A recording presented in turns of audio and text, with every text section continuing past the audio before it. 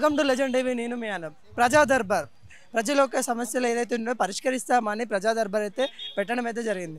కానీ ఈ రోజున ఎన్నికల దృష్ట్యా ఎన్నికల కోడ్ అయితే అమల్లో ఉన్నాయి కాబట్టి అది తెలియక చాలామంది అయితే రావడం అయితే జరిగింది. చాలామంది అయితే వచ్చే ఆశకి నిరాశలో వెళ్ళిపోతున్న సమస్య ఇక్కడైతే కనిపిస్తూ ఉంది. ఇంకా కొంతమందితో అయితే మాట్లాడదాం. ఈరోజు వచ్చారు. మరి ఏమన్నా ఇక్కడ ఎట్లా ఏర్పడేమన్నా దానికి ఏర్పాట్లు ఏమన్నా చేశారా లేకుంటే ఏ విధంగా ఉందనేది మాట్లాడదాం. ఏం పేరు బాబాయ్? బి చంద్రయ్య, సన్నాఫ్ కిష్టయ్య, ఇంటి నెంబర్ 653, ఇబ్రాహీంపూర్, పరిగి మండలం, వికారాబాద్ జిల్లాకు వస్తుంది. అయితే ఈ ప్రస్తుతం నాకు మా ఊర్లో రిలేషన్ బంధువులు లేరు. అయితే అక్కడ రిలేషన్ బంధువులు లేనందుకు వాళ్ళు ఎందుకంటే భూమి మిగులుతుంది, నాకు ఎవరు దిక్కు లేరు, నా కొడుకు చనిపోయాడు, మా భార్య చనిపోయింది, మారేడువాడి పికెట్లని చనిపోయింది, దూరమైన అయితే కాదు, డెత్ సర్టిఫికెట్ కూడా ఉన్నాయి. అయితే ఇక్కడ జరిగిపోయింది అది.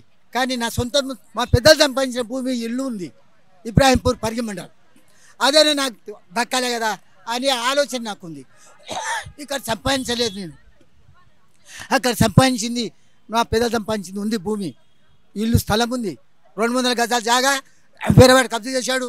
మరి ఇంటి స్థలం పోయిన తర్వాత కూడా పొలం కూడా 1 ఎకరా తీసుకుంటా, 1 ఎకరన్నర 1.5 ఎకరా అది కూడా వేరే సర్పంచే కబ్జా చేశాడు. ప్రస్తుతం నాకు అన్యాయం జరిగింది. ఇక్కడ ఆస్తి ఏం లేదు నాది, ఇబ్రాహీంపూర్లోనే ఉంది ఆస్తి. ఆ ఇబ్రాహీంపూర్ ఆస్తి గురించి నేను ఆలోచన చేస్తున్నాను. నాకు లేకపోతే రిలేషన్ లేకపోతే వాళ్ళు చంపితే భూమి మిగులుతుంది అని సర్పంచ్ రెడ్డిలు చూస్తున్నారు. వాళ్ళు రెడ్డిలు కూడా లంచానికి ఎగబడారు. వాళ్ళు కూడా లంచం తినడానికి ప్రయత్నం చేస్తే సర్పంచ్ వెనకబడుతున్నారు. అయితే ఈ పరిస్థితి జరుగుతుంది అక్కడ. నాకే అక్కడ చంపుడు కొట్టుడు అవుతున్నది. అయితే మొన్నటిదాకా ఎవరో కూలి వాళ్ళో ఏం పాలో కట్టెలకు పోతున్నారు, పోయిన కట్టెలకు జంబెలు 1-2 గొడ్డలను తీసుకొని ఓ దగ్గర జంబె ఉంది. అయితే వీళ్ళు ఇంతకుముందు బెదిరింపులు చేశారు సర్పంచ్, కొడతాడేం చంపుతాడేం అని. అదేవిధంగా వీళ్ళు నన్ను గొట్టనికే వచ్చిరని ఒకటి అడవికి పోయేటప్పుడు కూడా డౌట్ పడి వీళ్ళు ఎక్కడికి వచ్చారు ఎందుకు వచ్చారు అని అడిగాను.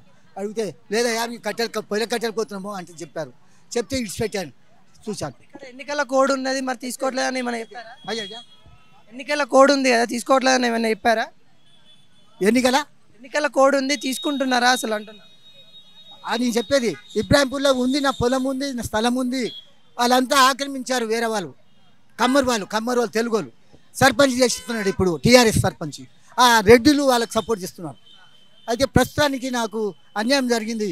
ఇక్కడ కూడా అన్యాయం జరిగింది కానీ ఇక్కడ స్థానం నా ఆస్తి లేదు. ఇక్కడ హైదరాబాద్లో ఉన్నదంతా పొలం అంతా ఊర్లోనే ఉంది. ఎక్కడైనా పొలము ఇంటి స్థలం అది అమ్మితే అయిపోదు, ₹1 కోటి విలువ. కాబట్టి అటువంటి భూమి దానం ఇచ్చిన భూమి గవర్నమెంట్ ఒకప్పుడు దానం ఇచ్చిండు మాకు. అయితే గరీబులని దానం ఇచ్చారు. ఆ భూమిని మేము చేసుకోలేక అయ్యా కౌలు చేస్తానంటున్నావు చేసుకో అని చెప్పి ఆయన కౌలుకి ఇచ్చాను.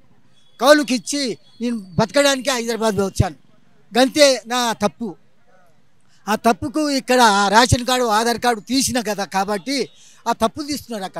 అక్కడ ఓటర్ లిస్ట్ లేదు, ఆధార్ కార్డు లేదు, రేషన్ కార్డు లేదు అని తీసి ఎంఆర్ఓ గారించి తప్పులు తీసి ఇప్పుడు టీఆర్ఎస్ ఎంఆర్ఓ గారు తప్పులు తీసి నువ్వు ఇక్కడ లేవు, ఇక్కడ మనిషి కావు అని బెదిరిస్తున్నారు. సర్పంచ్ దిక్కు మాట్లాడుతున్నారు.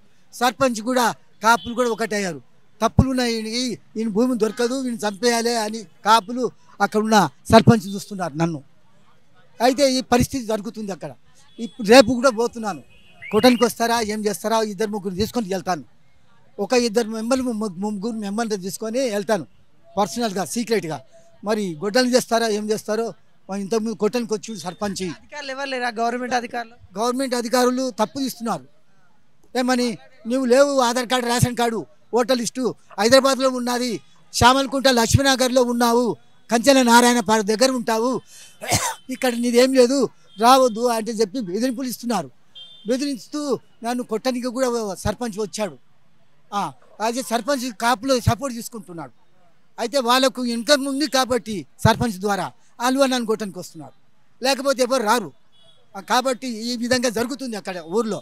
అది కూడా ఇబ్రాహీంపూర్, అది ఊర్లో అడవి మార్గంలో ఉంది. ఆ ఊరు ఎవరు కొట్టి చంపేసినా కూడా దిక్కు లేదు. నాకు రిలేషన్ బంధువులు కూడా లేరు ఆ ఊర్లో. అయితే ఈ పరిస్థితిలో ఉన్నా ఈ రోజులో నా ఇల్లు తలము నా భూమి నాకు దక్కుతే చాలని రేవంత్ రెడ్డి గారిని మొక్కుకుంటున్నా. అట్లా కలిసిర్రా ఇక్కడ రేవంత్ రెడ్డి గారు డైరెక్ట్ కలవలేదు. 12 సార్లు నేను వస్తున్నాను, ఈ విలేకరులకు చెప్తానే వస్తున్నాను. చివరికి నేను కోడంగల్లో చదివిన 1970లో చదివిన సర్టిఫికేట్ కూడా ఉంది. 10 ఏళ్ళు చదివినాను కోడంగల్లో, ఆయన ఊరిలోనే చదివాను. ప్రస్తుతము ఆయన పట్టించుకోవాలి. రేవంత్ రెడ్డి గారి గురించి కూడా తిరుపతి కూడా పోయించాను, మొక్కులు చెల్లించాను, దేవతలు కూడా మొక్కుతున్నాను.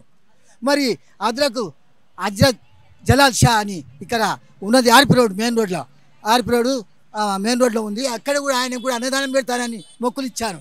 కాబట్టి తిరుపతికి కూడా మొక్కులు ఇచ్చాను అన్నదానం గురించి. నా సాధ్యమయ్యే వరకు, శక్తి ఉన్నంత వరకు అన్నదానం చేస్తానని తిరుపతిలో కూడా ఇచ్చాను. హజ్రత్ మహమ్మద్ జలాల్ షా దగ్గర కూడా ఇచ్చాను. ఈరోజు మన దేవతలకు మొక్కుతూ రేవంత్ రెడ్డి గారు తప్పనిసరి గెలుపు కావాలని ఆ ఉద్దేశంతోనే ఇవన్నీ చేసుకుంటూ వస్తున్నాను.